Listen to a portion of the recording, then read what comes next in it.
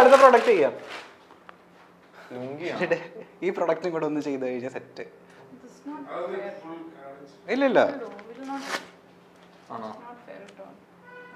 ഇല്ല ഇത് വേറൊന്നുമില്ല. ഇതൊന്നും പുള്ളിക്കാരൻ എടുത്തുകൊണ്ടായിരിക്കും വരുന്നത്. ഇത് നോക്കിയിട്ട് എന്താ പുള്ളിക്കാരനെ കൂടെ ഉടുപ്പിച്ചാൽ മതി എന്നാണോ?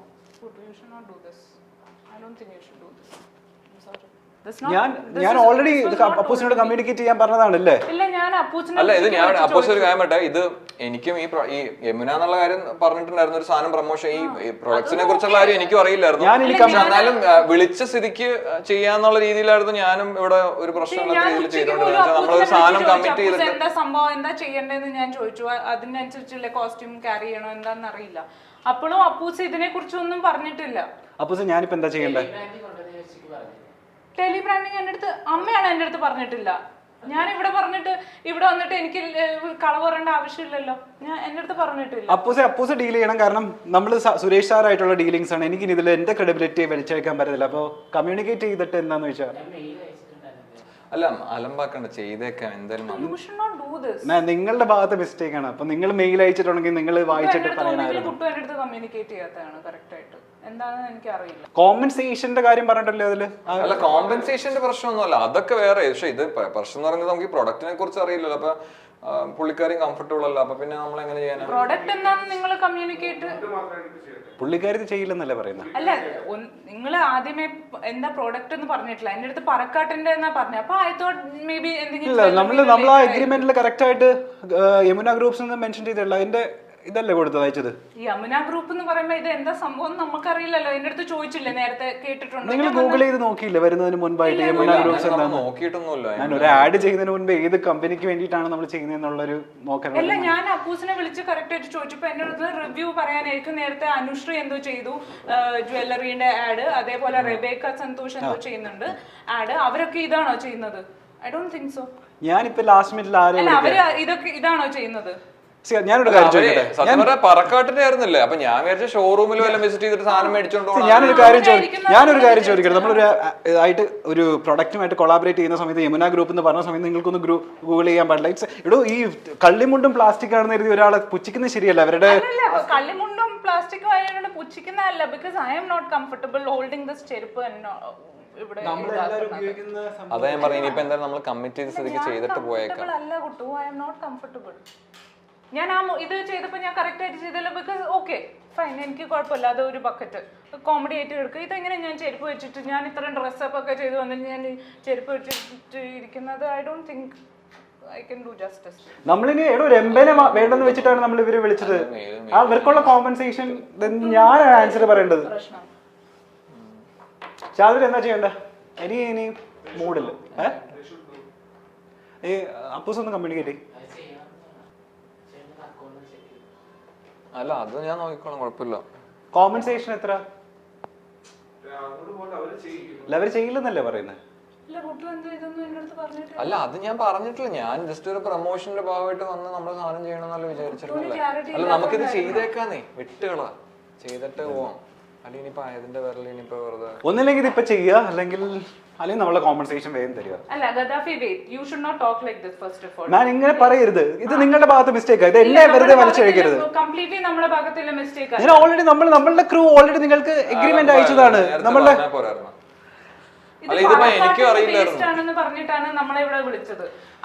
ശ്രീധന് ഗ്രൂപ്പിന്റെ പേര് അറിയായിരുന്നല്ലോ, യമുന ഗ്രൂപ്പിന്റെ പേര് അറിയായിരുന്നു. ഗ്രൂപ്പിന്റെ പേര് എനിക്ക് അറിയായിരുന്നു. അപ്പൊ ഇയാളല്ലേ ഗൂഗിൾ ചെയ്ത് നോക്കേണ്ടിയിരുന്നത്. താങ്കൾ അത് കമ്മ്യൂണിക്കേറ്റ് ചെയ്യാത്തതിന്റെ പ്രശ്നമല്ല. ഞാൻ ഇനി എന്താ ആൻസർ ചെയ്യേണ്ട? എന്റെ ക്രെഡിബിലിറ്റിയെ ബാധിക്കുന്ന ആളല്ലേ. പിന്നെ എത്ര ആഡ്സ് ചെയ്ത ഒരു ഫേമസ് ആയിട്ടുള്ള ഒരു ഡയറക്ടറിനെ നിങ്ങൾ ഇങ്ങനെ വിളിച്ചു വരുത്തി അപമാനിക്കുന്നത്? അല്ല ഇതിപ്പോ ഞാനിത് എനിക്ക് ചെയ്യണമെന്ന് കുഴപ്പമില്ല. ഞാൻ മുണ്ട് കൊടുക്കും, മറ്റേ ബക്കറ്റും പിടിക്കും, ചപ്പലും ഇടും. She is not comfortable. അത് അപ്പൊ നമ്മൾ ആ ഒരു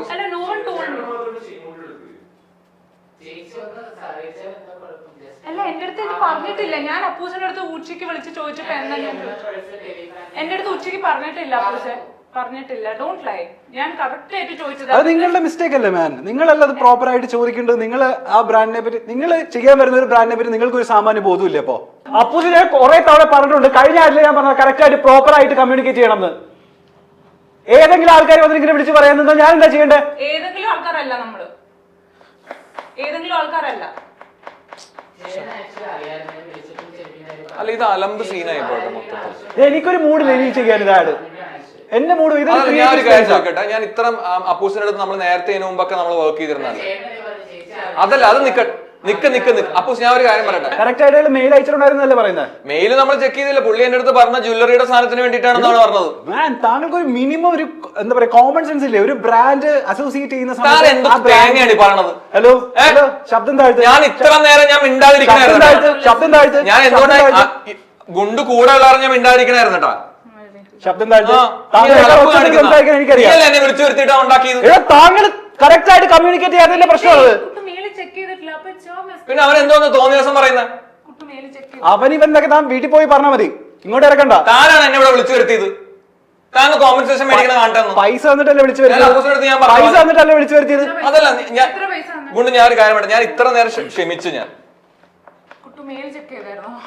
ഞാൻ ചെക്ക് ചെയ്തിരുന്നില്ല. നീ ഓക്കെ അല്ലേ? ഞങ്ങൾക്ക് 3 lakhs മതി കോമ്പൻസേഷൻ. ഞാൻ പറഞ്ഞല്ലോ ഓൾറെഡി.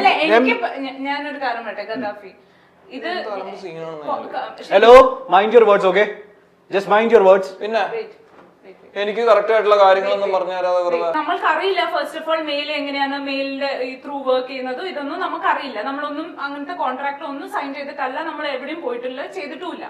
ഇത് ഇവിടെ അപ്പൂസിന്റെ അടുത്ത് ഞാൻ ഇന്ന് ഉച്ചയ്ക്ക് പോലും വിളിച്ചപ്പം അപ്പൂസ് പറഞ്ഞ പാലക്കാട് ജ്വല്ലറിയുടെ ഒരു അഡ്വർടൈസ്മെന്റ് ആണ്, റിവ്യൂ പോലെ എന്തെങ്കിലും പറഞ്ഞു. അപ്പൊ ഞാൻ ചോദിച്ചു ജ്വല്ലറി എന്തെങ്കിലും ഇടണോ അങ്ങനത്തെ, എനിക്ക് ബിക്കോസ് കോസ്റ്റ്യൂം അതിനനുസരിച്ച് എനിക്ക് ഇടണം. അപ്പൊ പറഞ്ഞു ഇല്ല അങ്ങനത്തെ ഒന്നും ഇല്ല, ജസ്റ്റ് നോർമൽ കോസ്റ്റ്യൂം ഇട്ടാൽ മതി.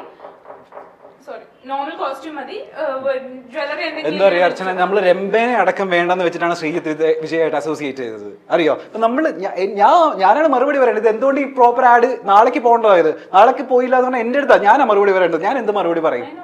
എന്റെ ഏതെങ്കിലും ഒരു വർക്ക് താങ്കൾ കണ്ടിട്ടുണ്ടോ? ഇല്ല, ഞാൻ കണ്ടിട്ടൊന്നുമില്ല നിങ്ങളുടെ വർക്ക്. താങ്കൾ അപ്പൊ ഇങ്ങനെ ഇൻസൾട്ട് ചെയ്യരുത്, ഇങ്ങനെ താങ്കൾ ഒരാളെ ഇൻസൾട്ട് ചെയ്യരുത്. 10:35 ആഡ് ചെയ്ത ഒരു ഡയറക്ടറെ ഞാൻ. ഇദ്ദേഹത്തിന്റെ വർത്താനം നോക്കൂ. ഞാൻ ഇത് ചെയ്തിട്ടില്ല, സോറി, എനിക്കിത് ചെയ്യാൻ പറ്റില്ല, സോറി. ഡയറക്ട് ചെയ്തെന്ന് പറഞ്ഞാൽ ഹീസ് ഓൾസോ നോട്ട് വലിയ കുറെ വർക്ക് ചെയ്തിട്ടുള്ള ആക്ടർ അല്ല. ആയിക്കോട്ടെ, അല്ല അദ്ദേഹത്തിന് ഒരു ധാരണയുണ്ടോ ആരാണ് പുള്ളി എന്നുള്ള? അതല്ല, അതിപ്പോ ആരും ധരിപ്പിക്കാനോ ഒന്നും അല്ല, ആരും വന്നിട്ടില്ല. പക്ഷെ you should not talk like this. അങ്ങനെയല്ല അല്ലല്ല, അയാൾ എന്നെ ഭയങ്കര ഇൻസൾട്ടഡ് ആയിട്ടാണ് സംസാരിക്കുന്നത്.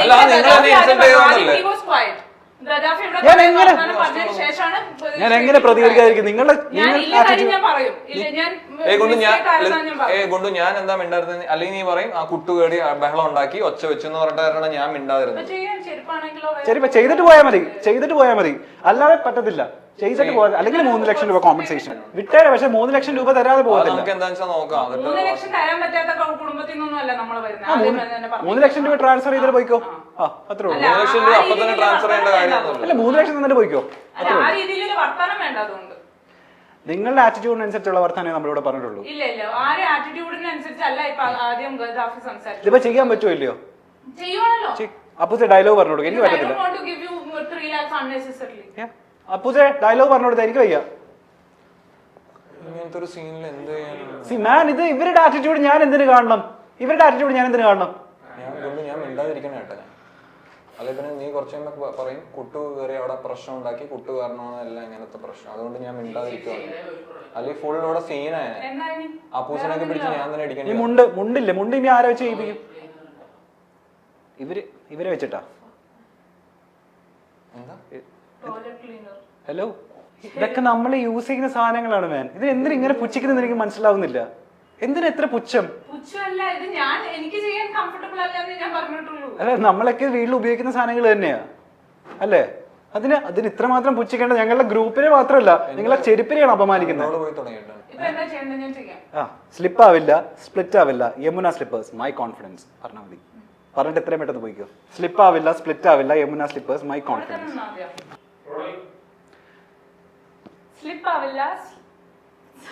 ഒന്ന് ആത്മാർത്ഥമായിട്ട് ചെയ്യടോ.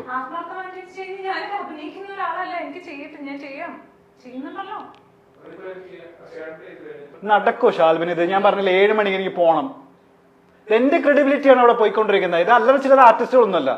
വേഗം സ്ലിപ്പ് ആവില്ല, സ്പ്ലിറ്റ് ആവില്ല. Yamuna slippers my confidence. വേഗം. സ്ലിപ്പ് ആവില്ല, സ്പ്ലിറ്റ് ആവില്ല. Yamuna slippers my confidence. എന്താ ശാൽബിന്റെ അവസ്ഥ? ഒരെണ്ണം കൂടെ പോണോ? അടുത്ത പ്രൊഡക്റ്റ് ഈ ടോയ്ലറ്റ് ക്ലീനർ അല്ലേ? ഇവര് ചെയ്യില്ലെന്നല്ലേ പറയുന്നത്? ചെയ്യണം. അല്ലെങ്കിൽ 3 ലക്ഷം രൂപ വെച്ചിട്ട് പോയാൽ മതി. ഇത് ഈ കള്ളിമുണ്ടിന്റെ എന്താ ഇപ്പൊ അവസ്ഥ? അതിവിടെ ബാത്റൂമിൽ തന്നെ. എങ്ങനെയെങ്കിലൊക്കെ ചെയ്ത് തീർത്തിട്ട് പോവാൻ. എന്തായാലും വന്ന് പറ്റില്ല. ഞാൻ ആർക്കോ വേണ്ടി ചെയ്യരുത് പ്ലീസ്. ഇത് എമൗണ്ട് വാങ്ങിച്ച പൈസയുടെ പണിയാണ് ഞങ്ങൾ പറയുന്നത്, അല്ലാതെ നമുക്ക്. പക്ഷെ എന്നാലും പ്രൊഡക്റ്റ് ഒന്നും നിങ്ങൾ പറഞ്ഞിരുന്നില്ലല്ലോ. എന്നാലും നമ്മൾ ചെയ്യുവാണ് മര്യാദ കൊണ്ട്. പ്രൊഡക്റ്റ് നിങ്ങൾ നോക്കേണ്ടത് ഞങ്ങളുടെ മിസ്റ്റേക്ക് അല്ല. ഈ പുള്ളി എന്തിനാണ് ഇടയ്ക്കിടയ്ക്ക് ഇങ്ങനെ കൂടുകൂടാന്ന് സംസാരിച്ചോണ്ടിരിക്കണത് എനിക്ക് മനസ്സിലാവുന്നില്ല. എനിക്ക് പ്രാന്ത് പിടിക്കുന്നുണ്ടോ കൊണ്ട്. നല്ല ഇറക്കം, നല്ല മുറുക്കം. യമുന മുണ്ടുകൾ മൈ ഫേവറേറ്റ്. അത് തന്നെയല്ലേ പറഞ്ഞത്, ഉടുപ്പിക്കുന്ന പോലെ കാണിച്ചാൽ മതി എന്ന്. കൊറേ നേരം ഞാൻ പറയുന്നത്. നീ എന്നൊക്കെ വീട്ടിൽ വിളിച്ചാൽ മതി. ഞാൻ ആരാന്നറിയോ?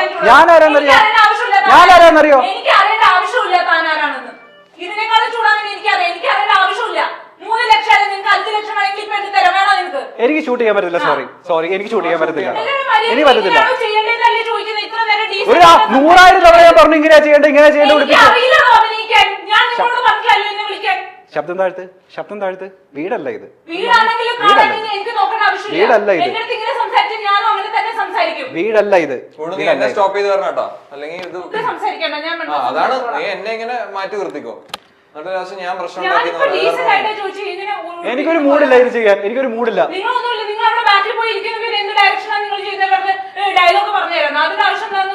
ഒരു 1000 തവണ ഞാൻ പറഞ്ഞു ഇതാണ് ഡയലോഗ്, ഇതാണ് ഡയലോഗ് എന്ന്. ഞാൻ ഫ്രണ്ടിൽ നിൽക്കണോ സൈഡിൽ നിൽക്കണോ ബാക്കിൽ നിൽക്കണോ ഞാനാ തീരുമാനിക്കുന്നത്. ഞാൻ 15 വർഷമായി ഇൻഡസ്ട്രിയിൽ വന്നിട്ട്. പഠിപ്പിക്കണ്ട എന്നെ വർക്ക് പഠിപ്പിക്കണ്ട. എന്നെ വർക്ക് പഠിപ്പിക്കേണ്ട അർച്ചന എത്രത്തോളം വളർന്നിട്ടില്ല. 15 വർഷമായി ഞാൻ ഇവിടെ. 15 വർഷമായി. അങ്ങനെയാണെങ്കിൽ ആ റെസ്പെക്ട് എനിക്ക് തരണം. അഭിനയിക്കാത്ത ഒരാളുടെ ആറ്റിറ്റ്യൂഡ് കാണിക്കരുത്. ചെരിപ്പെടുത്താൻ ഉണ്ടാക്കും. ഇപ്പൊ ചെയ്തിട്ട് ഞാൻ എത്രയും വേണം ചെയ്തിട്ട് പോയി. എനിക്ക് സമയമില്ല തർക്കിക്കാൻ വേണ്ടിട്ട്. ഇത്രയൊക്കെ ഇതായിട്ട് ചെയ്യണോ? ചെയ്തത് കമ്മ്യൂണിക്കേറ്റ് ചെയ്തിരുന്നില്ലേ? ഇത് കമ്മ്യൂണിക്കേറ്റ് ഞാൻ ചെയ്തിനോ? ഇത് കമ്മ്യൂണിക്കേറ്റ് ചെയ്തിരുന്നോ ഇല്ലയോ? ആരുടെ ഭാഗത്ത് മിസ്റ്റേക്കാ?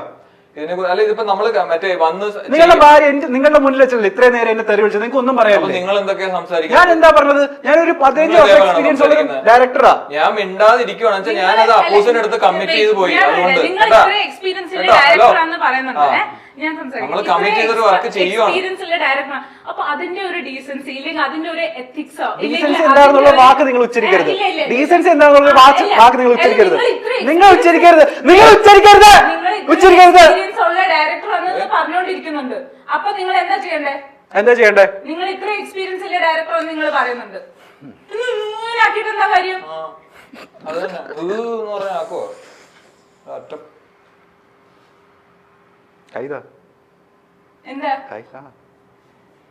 കൈതാ ഇറിറ്റേറ്റിയല്ല. It's a prank show, man.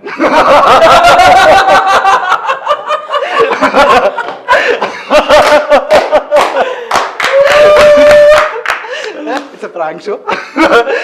പേടിച്ചാ?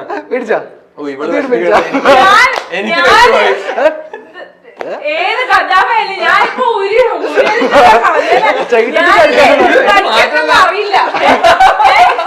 എന്നെ അറിയണമെങ്കിലേ പറഞ്ഞിരുന്നില്ല. ശ്രീതും നമ്മളും കൂടെ പ്ലാൻ ചെയ്ത സാധനമാണ് എനിക്കൊരു പണി തരാൻ വേണ്ടിട്ട്. പുള്ളി ഓൾറെഡി പറഞ്ഞിരുന്നു നമ്മളുടെ കയ്യിൽ നിൽക്കാത്ത ആളാ. അതായത് ചിലപ്പോ അടി വരെ കിട്ടാൻ ചാൻസ് ഉണ്ട്. സത്യം പറ, കുറച്ചു നേരം കൂടെ കഴിഞ്ഞ് സത്യയോട് എന്നെ പൊട്ടിച്ചാനെ. സത്യയോട് ഞാൻ ആർട്ട് ഡയറക്ടർ എന്നല്ല, ഞാൻ വെറും ആങ്കറാ. ഇന്റർവ്യൂ എടുക്കാൻ വന്ന ശ്രീജിത്ത് വിജയ്ക്കും ഭാര്യയ്ക്കും കിട്ടിയത് 8ന്റെ പണിയാണ്. ശ്രീജിത്ത് വിജയും ഭാര്യയും ഒന്നിച്ച് ഒരു ഇന്റർവ്യൂവിന് വന്ന് എന്നാൽ അവിടെ പ്രൊമോഷൻ വർക്ക് ചെയ്യേണ്ടി വരുന്നു. തങ്ങളോട് നേരത്തെ പറയാതെയാണ് ഈ പ്രൊമോഷൻ ഉണ്ടായത്. ചെരുപ്പിന്റെയും ബക്കറ്റിന്റെയും ലുങ്കിയുടെയും ഒക്കെ പ്രൊമോഷൻ ആയിരുന്നു സംഭവം. ആദ്യം എന്താണ് കാര്യമെന്ന് മനസ്സിലായില്ലെങ്കിലും പിന്നീട് ഇരുവരും അത് ചെയ്യാൻ തയ്യാറാവുകയായിരുന്നു. ചെരുപ്പിന്റെ പ്രൊമോഷനൊക്കെ കൂളിംഗ് ഗ്ലാസും ജീൻസും ഒക്കെ ഇട്ടാണ് ശ്രീജിത്തിന്റെ ഭാര്യ അർച്ചന എടുത്തത്. അതിനുശേഷം ലുങ്കിയുടെ ആഡായി. ബക്കറ്റിന്റെ പരസ്യത്തിലും അർച്ചന ചിരിച്ചുകൊണ്ട് തന്നെ നിന്നു. എന്നാൽ അവസാനമായപ്പോഴും അർച്ചനയുടെ കൺട്രോൾ പോയി. അങ്ങനെ അവതാരകനും അർച്ചനയുമായി ഉടക്കുന്ന ഒരു വീഡിയോ ആണ് ഇപ്പോൾ സോഷ്യൽ മീഡിയയിൽ വൈറലായി മാറുന്നത്. രതിനിർവേദം എന്ന ഒറ്റ ചിത്രത്തിലൂടെ തന്നെ പ്രേക്ഷകരുടെ മുഴുവൻ ശ്രദ്ധയും നേടിയെടുത്ത നടനാണ് ശ്രീജിത്ത് വിജയ്. പിന്നീട് എത്ര സിനിമകൾ ചെയ്തിട്ടും ശ്രീജിത്ത് വിജയ് അറിയപ്പെട്ടത് രതിനിർവേദത്തിലെ പപ്പുവായിട്ട് തന്നെയാണ്. എന്നാൽ പിന്നീട് സിനിമ ഇൻഡസ്ട്രിയിൽ നിന്ന് മാറി നിന്ന നടൻ ഇപ്പോൾ മിനി സ്ക്രീൻ സീരിയലുകളിലാണ് കൂടുതലും ശ്രദ്ധ കേന്ദ്രീകരിക്കുന്നത്. തനിക്കും ഭാര്യ അർച്ചനയ്ക്കും കുഞ്ഞു പിറന്ന സന്തോഷം പങ്കുവച്ച് കുറച്ച് നാളുകൾക്ക് മുൻപ് ശ്രീജിത്ത് വിജയ് എത്തിയിരുന്നു. അർച്ചന ഗോപിനാഥാണ് ശ്രീജിത്ത് വിജയുടെ ഭാര്യ. സോഷ്യൽ മീഡിയയിലൂടെയും ചില യൂട്യൂബ് ടെലിവിഷൻ ഷോകളിലൂടെയും അർച്ചന പ്രേക്ഷകർക്ക് സുപരിചിതയാണ്. 2018 അർച്ചനയുടെയും ശ്രീജിത്ത് വിജയുടെയും വിവാഹം കഴിഞ്ഞത്. കുട്ടികൾ പെട്ടെന്ന് വേണ്ട എന്നത് ഇരുവരുടെയും തീരുമാനമായിരുന്നു. ലൈഫ് ഒന്ന് സെറ്റായിട്ട് മതി എന്ന നിലപാടിലായിരുന്നു രണ്ടുപേരും. 2013 ഇരുവരും പുതിയ വീട്ടിലേക്ക് താമസം മാറിയത്. തങ്ങളുടെ ഏറ്റവും വലിയ സ്വപ്നം സഫലമായി എന്നാണ് ഇരുവരും അന്ന് പറഞ്ഞത്. വീടെടുത്ത് മാറിയതിന് പിന്നാലെയായിരുന്നു കുഞ്ഞിന്റെ വരവ്. ഇപ്പോൾ ഇരുവരും ഒരു പ്രാങ്ക് ഷോയിൽ പങ്കെടുത്ത വിവരങ്ങളാണ് പുറത്തുവരുന്നത്. രസകരമായ സംഭവങ്ങളിലൂടെയാണ് ഈ പ്രാങ്ക് ഷോ കടന്നു പോകുന്നത്.